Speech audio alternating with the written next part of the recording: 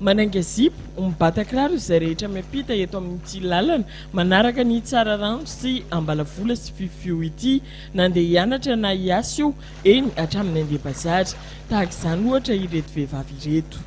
Na zao fa intelo nandalo teto tamin'ny maraina za nandesa andrikokry raha avy niasa dia mbola tsy nandrikokry fa rango hariva io zao za dia efa nitsaka indroa amin'izao nandeha tongotra amin'io raha nefa tongotra amin'izao misy bay fa mba hisoroko Andriamanitra indro nisy bay zay fa mbola tsisy tetanosy loatra amin'izao e.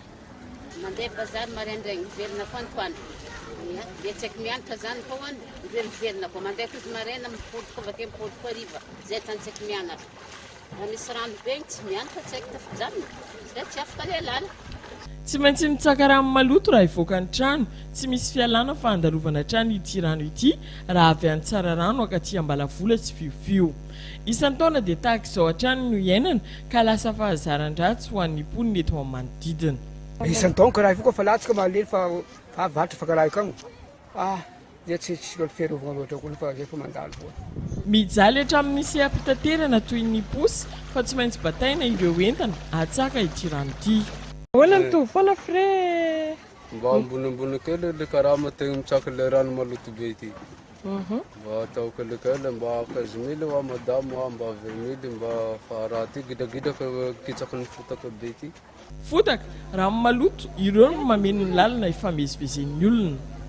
Nasy-panamboarana nefa ny akamaroan'ny arabe rehetra teto an-tampon-tanàna Mahajanga voatsela akory izay nandaniana vola tsy toko tsy firohana nefa izao ny vahoaka aty amin'ny faritra iva milomano anaty rano maloto.